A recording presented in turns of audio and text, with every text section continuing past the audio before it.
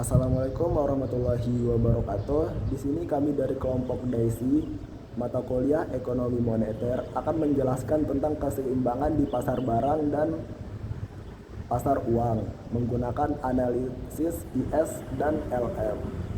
Dalam perekonomian, terdapat dua pasar penting, yaitu pasar barang dan pasar uang.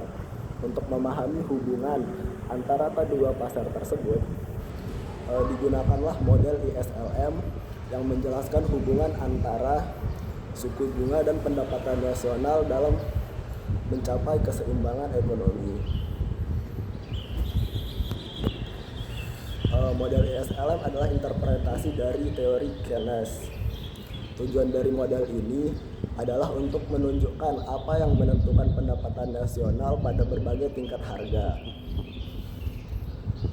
Ada dua cara pandang terhadap teori ini. Yang pertama adalah model ISLM sebagai model yang menunjukkan apa yang menyebabkan perubahan dalam jangka pendek ketika tingkat harga tetap. Kedua, apa yang menyebabkan kurva permintaan agregat bergeser. IS menyatakan investasi dan tabungan, sedangkan kurva IS menyatakan apa yang terjadi pada pasar barang dan jasa. LM menyatakan likuiditas dan uang, serta kurva LM menunjukkan apa yang terjadi pada penawaran dan permintaan terhadap uang. Karena mempengaruhi investasi dan permintaan uang, tingkat bunga merupakan variabel yang menghubungkan kedua bagian model ISLM. Pasar barang adalah pasar yang mempertemukan permintaan dan penawaran antara barang dan jasa, atau disebut sebagai sektorial.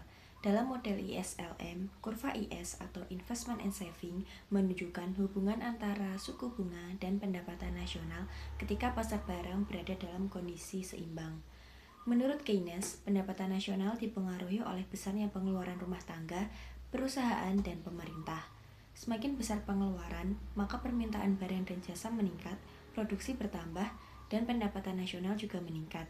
Sebaliknya, jika suku bunga naik, investasi akan menurun sehingga pendapatan nasional ikut menurun.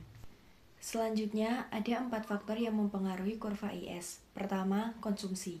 Jika konsumsi meningkat, kurva IS bergeser ke kanan. Kedua, investasi. Suku bunga yang lebih rendah mendorong investasi sehingga kurva IS juga bergeser ke kanan. Ketiga, pengeluaran pemerintah. Peningkatan belanja pemerintah akan meningkatkan permintaan agregat sehingga kurva IS bergeser ke kanan. Terakhir, pajak.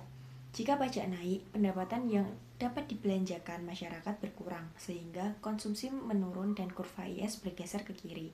Jadi, kurva IS menggambarkan keseimbangan di pasar barang dan menunjukkan bagaimana perubahan konsumsi, investasi, pengeluaran pemerintah, serta pajak mempengaruhi pendapatan nasional. Selanjutnya ada pasar uang dan kurva LM. Pasar uang menjelaskan bagaimana keseimbangan antara permintaan uang dan penawaran uang terbentuk dalam perekonomian. Permintaan uang dipengaruhi oleh dua hal. Yang pertama, semakin tinggi pendapatan, kebutuhan uang untuk transaksi juga meningkat. Yang kedua, kalau suku bunga naik, orang lebih memilih menaruh uang di deposito atau obligasi, sehingga permintaan uang tunai justru turun.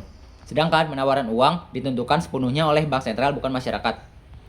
Lalu kurva LM itu menunjukkan kombinasi antara pendapatan dan suku bunga saat pasar uang berada dalam kondisi yang seimbang. Terus memiliki kemiringan positif karena kenaikan pendapatan dan akan mendorong kenaikan suku bunga. Selanjutnya ada keseimbangan model ISLM. Keseimbangan ini terjadi di titik perpotongan antara kurva IS dan kurva LM. Di titik itu, pendapatan dan suku bunga seimbang secara bersamaan. Kalau perekonomian belum di titik itu, akan terjadi penyesuaian otomatis pada suku bunga dan pendapatan sampai akhirnya kembali ke titik keseimbangan.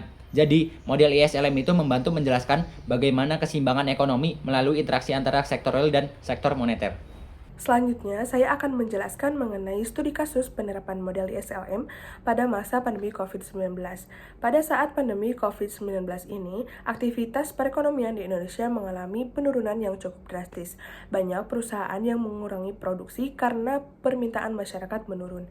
Di sisi lain, masyarakat juga cenderung menahan konsumsi dan juga investasi akibat ketidakpastian ekonomi tersebut. Kondisi ini menyebabkan investasi dan juga konsumsi mengalami penurunan, sehingga kurva IS akan bergeser ke kiri. Untuk mengatasi perlambatan ekonomi tersebut, Bank Indonesia menerapkan kebijakan moneter ekspansif dengan menurunkan suku bunga atau BI rate, yang dimana penurunan suku bunga ini bertujuan untuk mendorong masyarakat kembali melakukan konsumsi dan mendorong usaha meningkatkan investasi. Dalam analisis model ISLM, kebijakan ini menyebabkan kurva LM bergeser ke kanan karena jumlah uang beredar meningkat dan suku bunga menurun.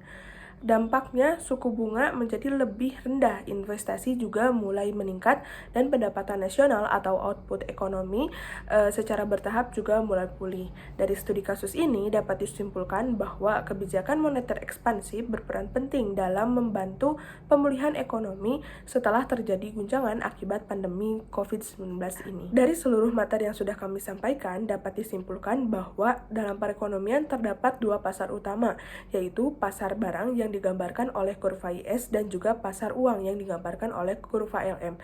Kedua pasar tersebut pastinya saling berkaitan dan juga menentukan kondisi keseimbangan ekonomi.